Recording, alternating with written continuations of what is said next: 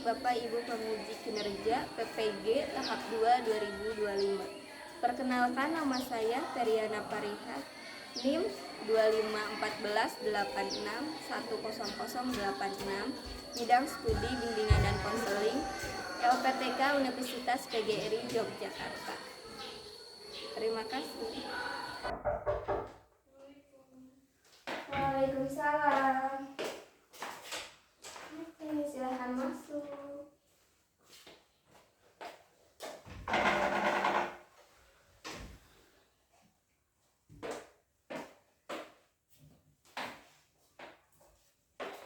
Gimana kabarnya? Baik, Bu. Sama siapa ini teh? Sipa. Oh, Sipa. Sipa kelas berapa? Kelas 8. Kelas 8. Umur 14. 14 tahun ya, kelas 8. Sipa, oke. Perkenalkan ya, nama Ibu Periana. Ibu sebagai guru BK di sekolah ini ya. Sipa datang ke sini disuruh guru atau orang lain? Jadi datang sendiri ya? Kemandirian atau sukarela ya, datang ke sini. Oke. Nih, kan sekarang kamu udah ke ruangan guru BK nih.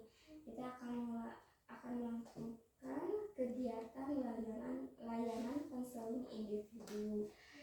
Layanan konseling individu itu tujuannya untuk membantu siswa atau konseling dalam memecahkan masalah atau mencari solusinya. Ya, itu.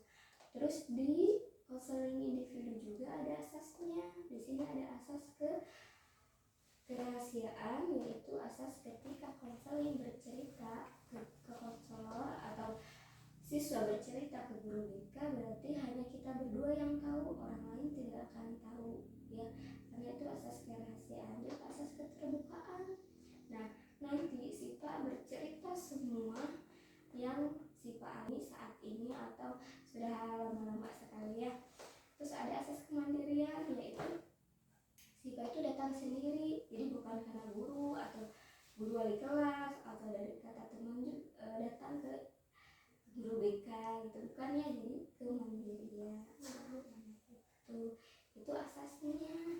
Nah, sekarang Ibu ingin menanyakan ke Sipa, kalau Sipa di sini tinggal sama orang tua? Enggak. Terus sama siapa? Pesantren, Bu.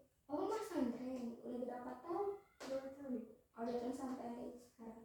Oh, berarti dari awal masuk kelas 7 langsung Mas Santren. Oh, jadi nggak tinggal sama ibu bapak ya? Kalau ibu bapak kerja apa sih, Pak? Kalau bapak petani, Bu. Kalau ibu rumah tangga. Oh, kalau bapak petani, kalau ibu rumah tangga. Nah, berarti oke. Sekarang Ibu ingin menanyakan apa sih permasalahannya yang terjadi sehingga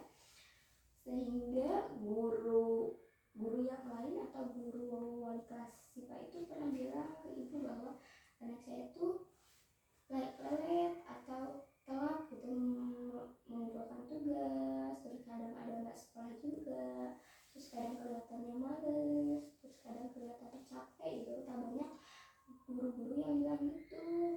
Cuma kan Ibu belum melihat Sipanya, belum tahu ceritanya seperti apa.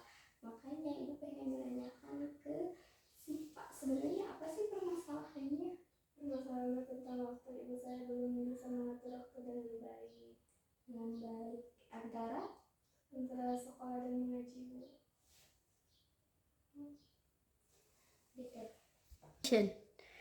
Jadi, Bu, saya tuh dari Cianjur. Jadi gimana permasalahannya Sipa sehingga kamu tidak bisa memanage waktu? Jadi gini, Bu, kan saya tuh dari Cianjur. Saya tuh dulu tuh gak mau sekolah. Saya kalau pesantren aja, kalau sekolah aja.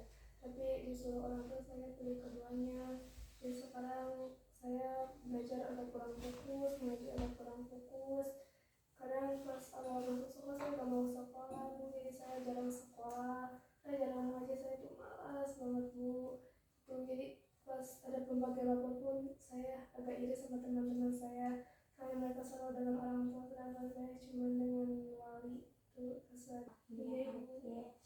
Nah kan ini ya, kalau itu kan udah konsekuensinya sih Pak ya, ketika memilih dua apa ya, dua pilihan antara sekolah dan pesantren. Berarti kan double ya, ilmunya dari sekolah ada, dari pesantren juga ada, ilmunya dapet, terus kenalan baru juga dapet ya, lingkungan barunya juga dapet, jadi sama-sama double ya. Itu resiko yang si Pak ambil. Jadi lingkungan sekolah seperti ini, lingkungan pesantren seperti ini, kan double ya. Terus orang-orangnya juga double lagi, ketemu kalau di sekolah nemu anak yang temen yang centil, kalau di pesantren ada yang lebih kalem. Nah itu kan udah resikonya ya sih Pak ya, udah resiko sifat, karena tuntutan ya dari orang tua harus sekolah sambil belajar. Berarti itu resiko yang sifat ambil.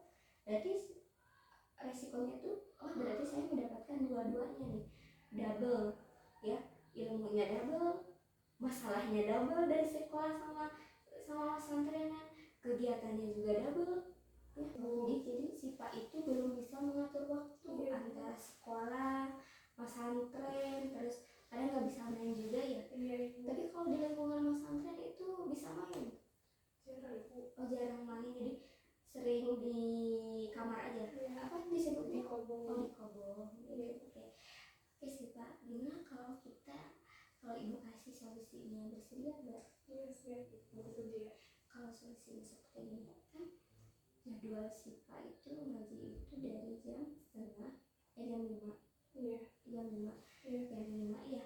Biasanya jam 5 sampai jam setengah 6. Terus kan ada jeda ya itu. Nah ada jeda. Nah si Pak bisa gunakan untuk siap-siap untuk berangkat sekolah. Ya walaupun ngantuk juga gak apa-apa. Jadi biasakan, jadi ketika sudah mengaji istirahat berapa menit. Nah ada beberapa menit untuk mandi atau makan. Nah bisa tuh langsung berangkat ke sekolah. Jadi ngaji juga tidak terganggu, sekolah tidak terganggu. Nah itu bisa tuh jadikan solusi untuk siswa ya. Atau solusi yang kedua, contoh seperti ini, siswa itu bisa meminta izin ke guru ngajinya, ke tetehnya atau ke akangnya, bahwa akang, teteh, kalau saya subuh ini nggak bisa ngaji karena ada kegiatan di sekolah gitu, jadi saya harus mempersiapkannya. Nah itu bisa juga ya, jadi izin dulu. Jadi solusi ini seperti itu. Atau enggak juga jika itu bisa gini, bisa akan teteh saya ngajinya cuma setengah aja, sampai sini saya izin berangkat sekolah, karena kan sekolah harus pagi ya Bu. Nah itu bisa jadi solusi juga untuk siswa. Jadi siswa tuh bisa mengatur waktu. Jadi dari jam 6, oh berarti saya bisa siap-siap nih 30 menit. Nah bisa nih berangkat sekolah jam 6.30, atau bisa berangkat sekolah jam 6.20. Oke berarti saya di sekolah itu bisa jam 6.45 atau pas jam 7, karena nggak terlalu jauh juga. Nah itu juga bisa solusinya ya siswa. Nah itu. Oke, nah kan sekarang sudah tahu nih solusinya harus seperti apa. Terus tadi permasalahan siswa juga ya. Nah sekarang ibu akan menayangkan sebuah video tentang manajemen waktu. Nanti kita perhatikan ya apa tentang video yang ada di laptop ini. Untuk memenuhi setiap rencana atau tugas, keputusan untuk manajemen waktu sangat dibutuhkan. Dari beberapa menit hingga beberapa tahun. Waktu adalah salah satu sumber daya yang tidak bisa direproduksi dan tidak dapat diambil alih. Manajemen waktu di dalam sebuah perencanaan kegiatan merupakan suatu teknik untuk mengatur dan meningkatkan penggunaan waktu secara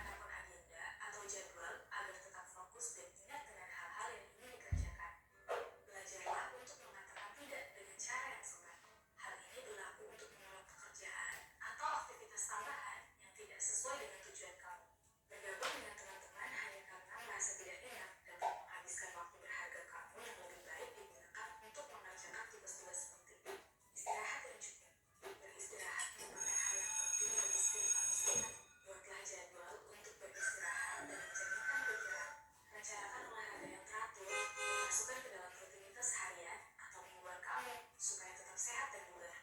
Kalau kita memanajemen waktu dengan baik, hal itu dapat membuat seseorang menjadi tepat waktu dan disiplin. Seseorang menjadi lebih rapi atau terorganisir, meningkatkan moral seseorang dan menjadi lebih percaya diri, serta dapat mengurangi kadar stres dan kecemasan. Tapi, seandainya kita mengabaikan hal tersebut, muncullah dampak manajemen waktu yang buruk, seperti penundaan, kurang tidur, kurang berenergi, tidak tepat waktu, terburu-buru dalam mengerjakan sesuatu, bahkan waktu kerja dan hidup yang tidak seimbang. Ketika kamu sedang mengerjakan satu pekerjaan dan fokus kamu teralihkan ke pekerjaan lain, cobalah untuk tidak teralihkan. Hal ini akan menimbulkan pekerjaan yang tidak selesai dengan baik dan menghambat produktivitas. Hal terpenting dari manajemen waktu yang mudah, menyenangkan, dan dapat dipelajari adalah mempraktekkannya secara langsung, dan bukan hanya dengan teori maupun duduk di sebuah seminar. Manajemen waktu ada dalam kendalimu. Jika kamu akan mengelolanya dengan baik, maka dapat menciptakan peluang yang sangat besar, karena memanfaatkan waktu dan efektivitas merupakan penanda utama untuk sukses.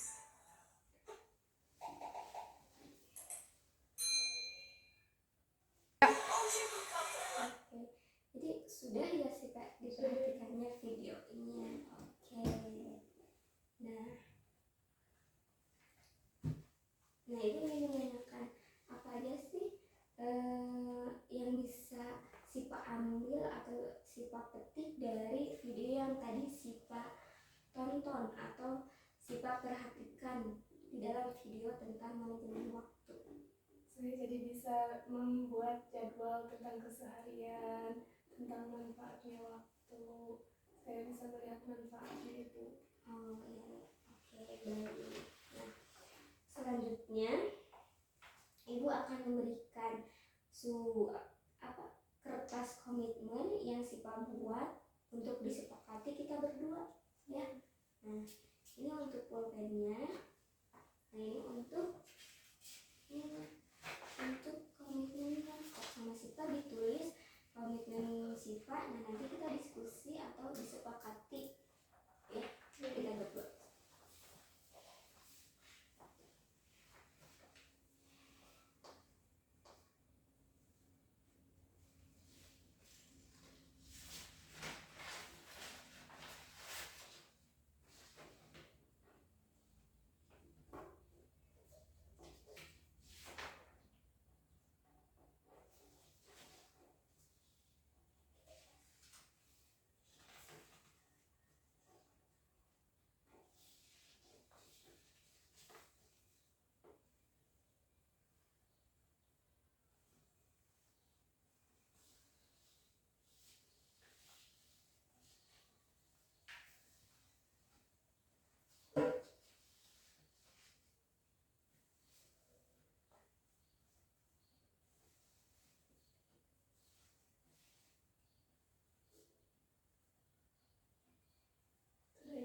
Oke, terima kasih Sipa. Oh, ini jadi komitmen ya. Berarti komitmen yang akan Sipa buat dan disepakati itu adalah saya akan membuat jadwal keseharian. Benar? Benar. Berarti kita sepakati ya Sipa. Ini jadi contohnya berarti sepakat akan lebih memanfaatkan waktu. Benar? Benar. Benar berarti sepakat nih. Ya, sepakat. Ibu juga sepakat ya, berarti kamu harus belajar lebih memanfaatkan waktu. Terus yang ketiga akan lebih disiplin tentang waktu. Oke, sepakat ya. Jadi nanti kesepakatan antara ibu dan kamu, apa yang kamu buat berarti kamu harus melaksanakan. Oke, baik Sipa. Ini kan udah ya komitmen yang yang sudah kita sepakati antara Sipa dan ibu sebagai guru BK-nya. Nah sekarang ibu akan mengasihkan atau memberikan lembar kontrak perilaku Sipa. Kalau diisi dia ini lembar ininya sok isi dulu.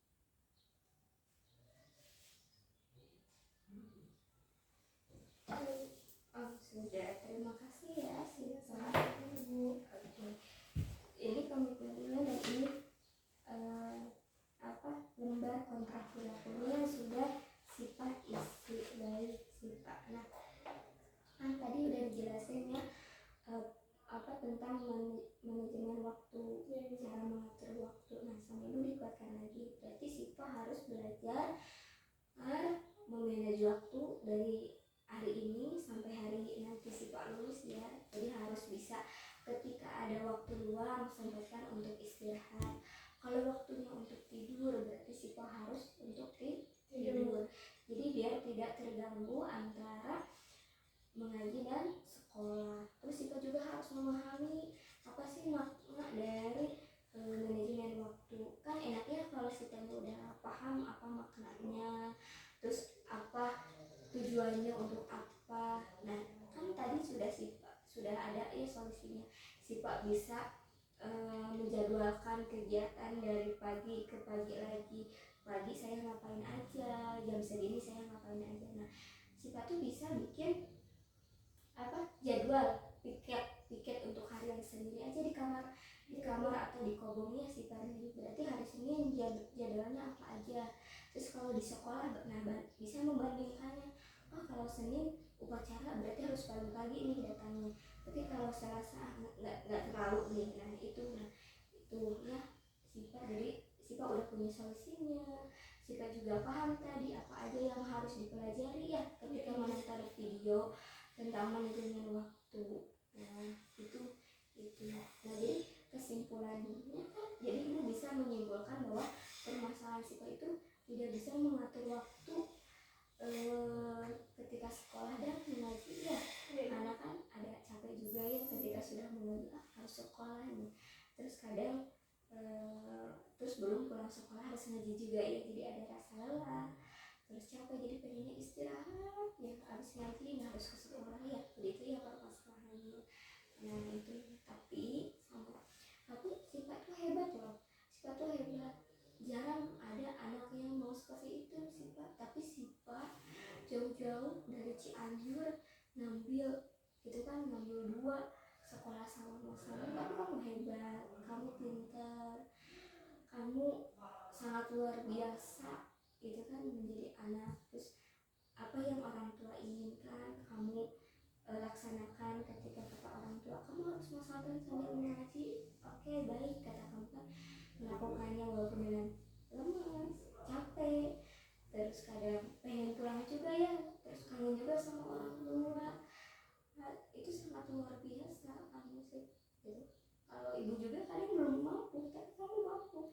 Jadi tetap semangat, tetap bersabar ya, tetap ikhlas juga. Nanti hasilnya sangat luar biasa ya gitu ya. Pokoknya ibu ucapkan kamu hebat, pintar, cerdas juga orangnya ya. Terus sabar juga nih kamu, sangat luar biasa. Nah itu. Terus ibu karena kamu udah melaksanakan komitmen yang tadi sudah dicatat, terus menuliskan kontraknya. Nah ibu ingin bertanya ini, apa sih tanggapan kamu tentang makna layanan konseling individu? Makna ini melaksanakan atau melakukan kegiatan konseling individu. Saya bisa lebih mengatur waktu. Ya, saya lebih paham tentang waktu, tentang manfaatnya. Baik. Berarti maknanya itu Sipa udah punya gambaran ya. Jadi mengatur waktu ini, manfaat waktunya seperti ini. Oke, itu maknanya. Oke. Yang kedua, ibu akan memberikan lembar kuesioner manajemen waktu kepada Sipa. Tolong Sipa ini isi lagi ya, ini sekali lagi tolong ditulis.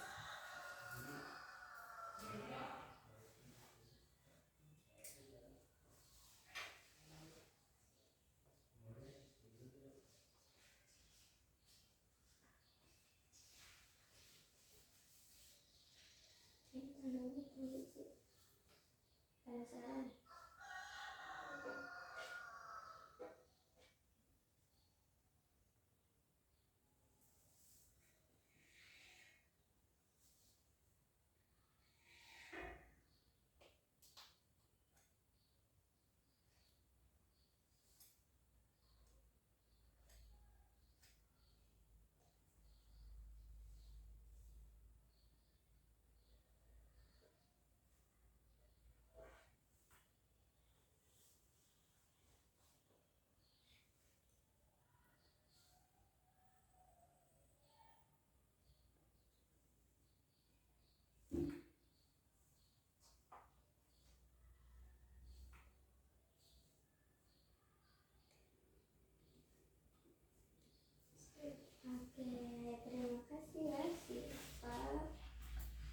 sudah mengisi apa ini kuesioner manajemen waktu. Baik, nah kan tadi aku sudah menjelaskan bahwa sifat tadi sudah ada menanyakan udah mengisi komitmen terus kontrak juga. Nah berarti ibu akan memantau sifat selama sifat masih menjadi konseling ibu ya. Jadi nanti ibu akan menanyakan sifat terlaksana tidak komitmen yang kita sudah sepakati dalam memanfaatkannya waktu, dalam mengatur waktunya. Jadi setiap minggu ibu akan menanyakan ke sifat atau 2 minggu sekali nanti ibu akan memantau sifat terus ya.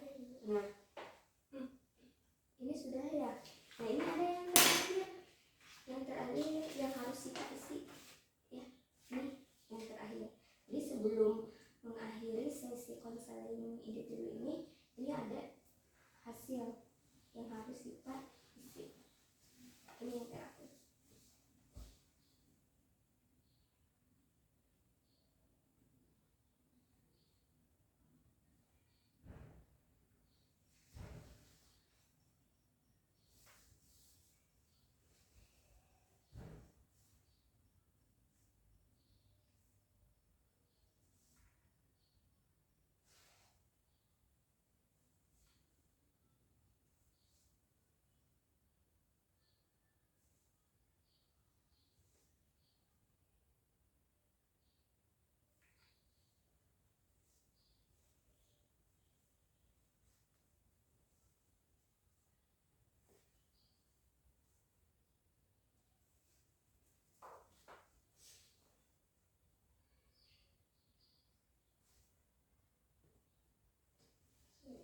Oke, sudah. Terima kasih ya sifat. Sebelum itu ibu ingin menanyakan gimana sih perasaan Sipa ketika melakukan konseling individu itu, puaskah atau apakah? Saya menjadi lebih puas ibu karena saya bisa bercerita dengan bebas di sini kepada ibu. Karena selama ini saya kurang bicara, kurang bercerita, selalu dipendam gitu ibu. Jadi sangat puas ya. Baik. Jadi saya harus membuat daftar waktu. Iya, saya harus membuat jadwal belajar, jadwal mengaji. Sipa coba utarakan isi dari pemecahan masalah ini. Oh iya, pemecahan. Jadi saya harus lebih semangat dalam sekolah dan mengaji. Saya harus membuat jadwal sekolah dan mengaji gitu Bu, agar semuanya teratur dengan baik. Ya, terus ini gimana tindak lanjutnya ketika sudah melakukan konseling individu? Tindak lanjut Sipa nih ketika pulang sekolah mau ngapain, mau ngatur apa aja nih? Mulai dari membuat jadwal untuk keseharian gitu Bu. Oh berarti sudah ada ini ya, sudah ada gambaran bahwa ketika saya pulang saya akan menjadwalkan kegiatan saya dari hari Senin sampai hari Minggu gitu ya. Oke, baik siswa. Berarti ibu juga akan merancang strateginya ini untuk perubahan perilaku Sipa. Jadi lihat dari 1 minggu Sipa telat terus nggak ya, Sipa sekolah nggak ya, nah itu ya. Terus Sipa ngantuk nggak ya di sekolahnya. Ibu akan selalu memantaunya ya. Nah itu ya. Nah kan udah beres nih ya, kayak konseling individunya Sipa juga udah dapat ya ilmunya, udah dapat pemecahan masalahnya, solusinya harus seperti apa. Nah sebelum kita akhiri konseling individu ini, alangkah baiknya kita bersama-sama mengucapkan alhamdulillah bersama-sama ya. Ibu ucapkan terima kasih untuk Sipa udah mau udah mau bilang ke ibu, udah mau ditanya-tanya sama ibu, udah mau bercerita tentang banyak hal bahwa saya seperti ini Bu orangnya, keadaan saya seperti ini. Nah itu ya. Sebelum kita akhiri konseling individu ini, alangkah baiknya kita berdoa dulu ya. Berdoa di dalam hati ini. Selesai. Sipa terima kasih banyak ya.